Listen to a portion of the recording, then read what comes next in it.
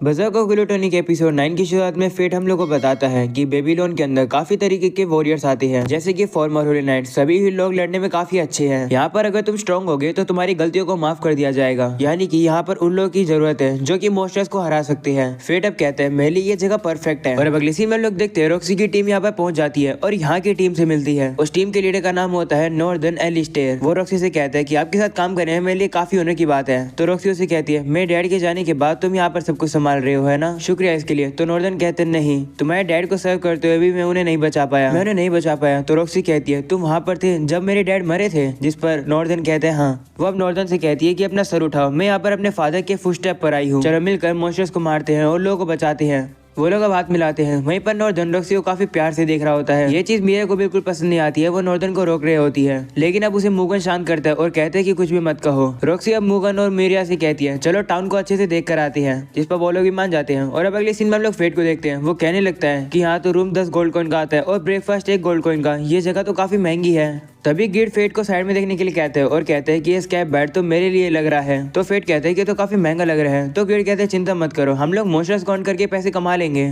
तभी उस दुकान का ओनर वहाँ पर आता है और वो फेट को चेक करने लगता है। वो उसके क्लॉक को देखकर कहते हैं कि तो रेगुलर बर्न नहीं है, ये पक्का फायरबॉल या फिर और किसी गर्म चीज से हुए होंगे। ये सुनकर फेट हैरान होता है और कहते हैं क्या तुम ये देखकर बता सकते हो? जिस पर वो कहता है मैंने सही कहा ना। मैं पर अब ग्रेट फेट से कहने लगता है कि तो काफी ज्यादा डिटेल में पता चला लेता है, हम इसे ट्रस्ट कर सकते हैं और इससे मेरे लिए स्कैब बेड खरीद सकते हैं। तो फेट अब उस बंदे से कहता है कि ये स्कैब बेड कितने रुपए का है? तो बताते हैं कि ये तो बस एक डिस्प्ले मॉडल है, अगर तुम्हें चाहिए तो मैं तुम्हारे सोल को सूट करने वाला एक बना दूंगा। जिसके बाद वो फेट को अपनी दुकान में ले आता है और उसकी सोल को चेक करने लगता है। वो कहते हैं कि मैंने ऐसी कमाल की 100 सोल कभी नहीं देखी। ये सुनकर गेट फेट से कहते हैं देखा मैं कितना कमाल का हूँ, सिर्फ एक असली जोहर ही बता सकता है डायमंड क्या होता है। वो बंदा वर्ड से कहते हैं कि अगर तुम ऐसी सोल के लिए स्कैब बेड बनाना चाहते हो तो तुम्हें 500 गोल्ड कॉइन लगेंगे। ये सुनकर फेट कहते हैं कि तो बहुत ज्यादा है। ऐसा बोलने के बाद वो वहाँ से भाग जाता है। वो बाहर आता है और कहते हैं कि यहाँ तो चीजें काफी ज्यादा महंगी है, हम लोग लग्जरी में पैसे वेस्ट नहीं कर सकते हैं, हमें अपने डेली एक्सपेंसेस भी करने हैं। तभी वहाँ पर एक पार्टी आ जाती है जो कि फेट से कहते हैं कि क्या तुम हमें ज्वाइन करोगे? हम लोग मोस्टर हंटिंग के लिए जा रहे हैं, तुम एक वॉलंटियर सोल्जर की तरह काम कर सकते हो। तो फेट कहते हैं नहीं, मैं किसी और के साथ काम नहीं करना चाहता हूँ। तो वो लोग फेट से कहने लगते हैं ओ माफ करना, हमें लगा कि तुम एक सोल्जर हो क्योंकि तुम्हारे कपड़े ऐसे ही हो रखे हैं। ऐसा बोलकर वो वहाँ से चले जाते हैं। वहीं पर फेट कहते हैं इन लोगों ने मेरे कपड़े को बेकार बोला। तो किड कहते हैं बेकार तो कहेंगे ही क्योंकि तुम्हारे कपड़े काफी फटे पुराने हो चुके हैं।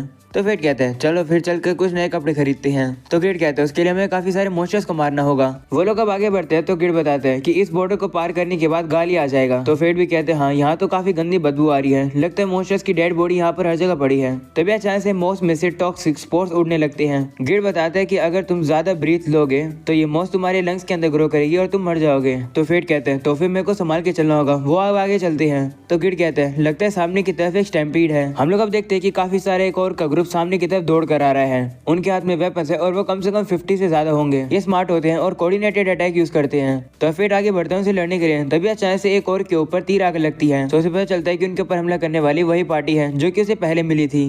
वो अब सभी जाकर उन ऑस को मारने लगते हैं। ये देखकर गिड फेट से कहते हैं कि तुम यहाँ खड़े हो कि क्या कर रहे हो, जाओ जाके उन्हें मारो, नहीं तो हमें पैसे कैसे मिलेंगे स्कैब बेड खरीदने के। तो ये फेट देखते हैं कि सामने की तरफ से एक और का ग्रुप आ रहा है। यही मौका है फेट को उनके ऊपर हमला करने का। वो अब सीधा उनके पास जाने लगता है। ये देखकर वो और कब उसके ऊपर फायर एरो शूट करते हैं। तो फेट अब गिड को शील्ड में बदल देता है जिससे कि वो उन एरो से बच जाता है। ये गिड का 3rd लेवल है जो कि फिजिकल और मैजिक अटैक को कम्प्लीटली ब्लॉक कर सकता है। गिड फेट से कहते हैं रुको मत, अब सामने की तरफ दौड़ते रहो। तो फेट भी अब ऐसे ही करता है। वहीं पर वो और भी उसकी तरफ आने लगते हैं, लेकिन फेट रुकता नहीं। वो अब सीधे आगे बढ़ता है और एक एक करके वो सभी और को उसी शील्ड से खत्म कर रहा होता है। फेट कहने लगता है तो काफी कमाल का है। तो गिड बताता है कि शील्ड बैश है जिसमें काफी ताकत है, तो आगे बढ़ते रहो। तो फेट भी कहते हैं ठीक है। वो अब आगे चल के और भी ऑर्स को मारता है। फेट की ग्लूटनी स्किल एक्टिवेट होती है, उसकी अब स्किल्स काफी बढ़ चुकी है और काफी सारे ऑर्स को हराते हैं, लेकिन फिर भी अब उसकी ग्लूटनी काम करनी बंद कर जाती है। ऐसा तब से हो रहा है जब से उसने हेलियन को हराया है। तो फेट कहता है शायद से ऐसा इसलिए हुआ है क्योंकि मैंने एरोन के साथ ट्रेनिंग करी थी और मैंने कंट्रोल करना सीख लिया। और अब अगले सीन में हम लोग देखते हैं फेट उन ऑक्स के कान को इकट्ठे करके अब गिल्ड में ले आता है। उसे देखकर सभी लोग शॉक होते हैं और कहते हैं क्या इस पर्सन ने इन सभी ऑक्स को अकेले हराया है? फेट अब रिसेप्शनिस्ट के पास आता है और कहता है मुझे इन सब का रिवॉर्ड दे दो। तो वो ही मान जाती है और अब उन्हें काउंट करने लगती है। तब यहाँ पर वही पार्टी आती है जो कि फेट से कहती है कि तुमने हमारे मोस्टर्स को चुरा लिया। वो अमूल सामान को छूने लगता है और कहते हैं कि ये हमें बिलोंग करते हैं। ये सुनकर फेट उसका हाथ पकड़ लेता है और कहता है चुपचाप साइड में खड़े हो जाओ। तो बंदा भी फेट से लड़ रहा होता है, लेकिन अब फेट उसके हाथ को मोड़ देता है। ये देखकर बाकी के लोग फेट पर गुस्सा आ जाते हैं और अब एक बंदा तो फेट का मास्क उतारने लगता है।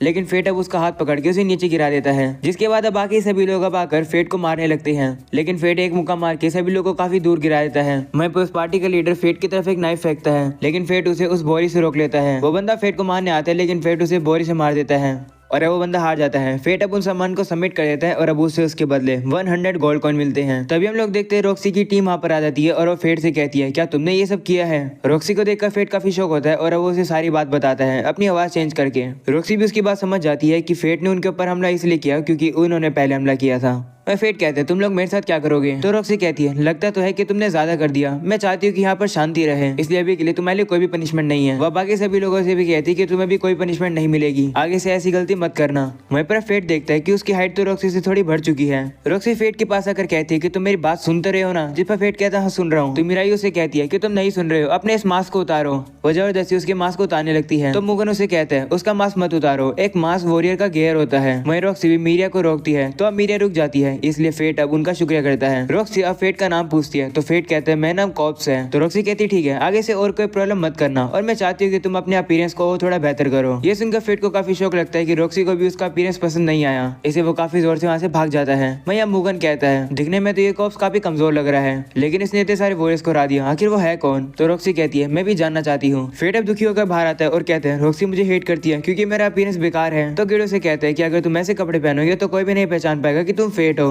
इंपॉर्टेंट ये है कि रॉक्सी ने कहा है कि तुम अपने आप को क्लीन करो, चलो स्क्रैप बेड खरीदते हैं। तो फेट कहते हैं, उसके लिए पैसे नहीं है। तब यहाँ पर वही दुकान का ओनर आया था जो कि फेट से कहते हैं, मैंने सुना कि तुमने गैंग ऑफ रेफरेंस को हरा दिया। तो फेट कहते हैं, तो ये न्यूज फैल गई। तभी वो बंदा कहता है कि मैं चाहता हूँ कि तुम मेरे गियर्स को यूज करो बैटल में। माफ करना, मैंने अपने आप को इंट्रोड्यूस नहीं किया, मेरा नाम जेड स्टैटोस है और 3 महीने से मेरी खुद की गियर शॉप है। वो फेट को अपनी दुकान पे लाते हैं, तो फेट उसे कहते हैं, तो तुम ये कहना चाहते हो कि मैंने अपने लिए नाम नहीं बनाया है, तो मैं तुम्हारे गियर्स का यूज करके तुम्हें एडवर्टाइज करूँ? तो जेड कहते हैं, हाँ, मैं एक सही वॉरियर को ढूंढ रहा हूँ जो कि मेरे साथ ऊंचा चल सके, क्या तुम इस ऑफर को एक्सेप्ट करोगे? तो फेट उसे कहते हैं, ठीक है, ऐसे ऑफर को कौन ही मना कर सकता है, मेरा नाम कॉप्स है। तो वो लोग हाथ मिलाते हैं, जिसके हम लोग देखते हैं कि वो फेट को अपने कार में पहना देता है और गिड के लिए एक स्क्रैप भी। फेट को काफी ज्यादा पसंद आते हैं। तो जेड उसे कहता है, इन सब के तुम मुझे 80 गोल्ड कॉइन दे दो। तो फेट कहते हैं, क्या ये फ्री नहीं थे? मुझे लगा कि तुम एडवर्टाइज कर रहे हो। तो जेड कहते हैं, ठीक है, तो आधे पैसे दे दो। तो फेट भी मान जाते हैं, जिसके बाद वो बाहर आ जाता है और कहता है कि मैं पैसे को जल्दी वेस्ट कर रहा हूँ। तो गिड कहते हैं कि तुम कभी भी हंटिंग के लिए जा सकते हो। तो फेट कहते हैं, हाँ, लेकिन पहले खाना खाते हैं। वो अब एक पब में आता है और देखता है कि वहाँ काफी ज्यादा भीड़ है। ऐसा इसलिए क्योंकि वहाँ पर सभी लोग एक लड़की को देख रहे हैं और ये लड़की वही है जिसको हमने पहले भी देखा था। फेट जैसे उसे देखता है, वो अपनी नजर उस पे से हटा नहीं पा रहा था। तो गिड फेट से कहते हैं, तुम समझ ही गए होगे कि ये लड़की क्या है। वो लड़कियां फेट से कहती है, मैं तुम्हारा ही वेट कर रही थी फेट। ये सुनकर फेट शौक हो जाता है और कहते हैं कि मैं मास्क पहन रहा हूँ, इसे मेरा नाम कैसे पता?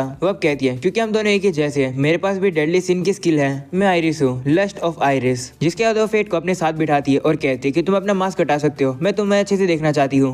वहाँ पर फेट तो अब उसकी आंखों में खोने लगता है। तो फेट कहते हैं, माफ करना, ये मेरी लस्ट स्किल का साइड इफेक्ट है। जो ही मुझे देखता है मुझे प्यार करने लगता है। फेट इससे पहले कि उसकी बॉडी पर और ज्यादा फिसले, वो उसे कहते हैं कि तुम मेरा वेट क्यों कर रही थी?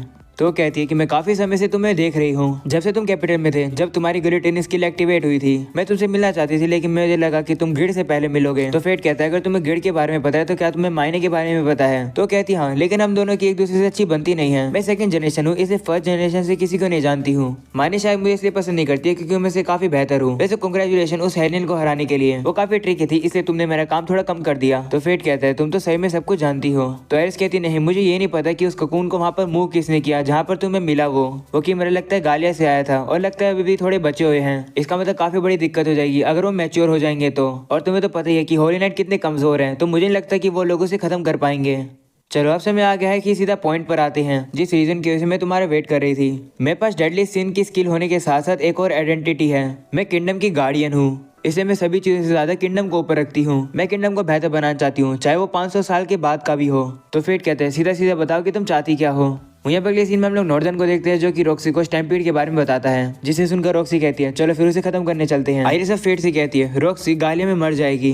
ये सुनकर फेट काफी गुस्सा होता है और कहता है कि तुम ये क्या कह रही हो, तुम लेडी रॉक्सी को मारना चाहती हो। तो आइरिस उसे कहती है कि तुम्हें पता है कि अग्रेशन का फिनोमिना कैसे काम करता है। जब एक मॉन्स्टर मरता है तो उसका गुस्सा बाहर निकलता है, अग्रेशन कभी नहीं जाता है। साल बीत जाते हैं और धीरे धीरे करके वो एक क्राउन बीस्ट का रूप ले लेता है। ऐसे ही सेम फिनोमिना ह्यूमंस में भी होता है। होली नाइट द्वारा होए गए ऑपरेशन डिस्क्रिमिनेशन इंसानों के ऊपर का गुस्सा बढ़ाते हैं। तो अगर रॉक्सी को मारा जाए, जिसे सभी लोग पसंद करते हैं, उसके मरने के से जो गुस्सा पैदा होगा वो बाकी जो धीरे धीरे गुस्सा पैदा हो रहा है उसे सॉल्व कर लेगा। इससे एक ऐसे इंसान का जन्म होगा जिसके पास ऑल न्यू टाइप पावर होगी और वो फ्यूचर पिलर बनेगा किंगडम का, जिसके पास इनक्रेडिबल स्किल्स होंगी। आलिसा फेट से कहती है प्लान अच्छा है ना, रॉक्सी की मरने की वजह से किंगडम बेहतर बन जाएगा। फेट अब गुस्से में आकर उसे कहता है कि रॉक्सी के मरने की वजह से कुछ भी बेहतर नहीं होगा। कोई भी होली नाइट को परवाह नहीं है कि वो लोगों के साथ क्या करे, उसके मरने से कुछ भी फायदा नहीं होगा। ऐसा बोलकर फेट अब वहाँ से चला जाता है। आलिसा कहती है कि प्लान ऑलरेडी चालू हो चुका है, अब इसे नहीं रोका जा सकता है। वहीं पर फेट जाते जाते कहता है कि मुझे फर्क नहीं पड़ता कि कोई क्या प्लान बनाए, मुझे फर्क नहीं पड़ता कि मुझे रॉक्सी को बचाने के लिए किससे लड़ना पड़े, मैं लड़ूंगा और रॉक्सी को प्रोटेक्ट करूंगा। और इसी के साथ हो जाता है ये एपिसोड यहीं पर खत्म। पसंद आया तो लाइक कर देना, चैनल पर नहीं तो सब्सक्राइब कर देना। मिलते हैं अगले एपिसोड में, तब तक के लिए बाय बाय।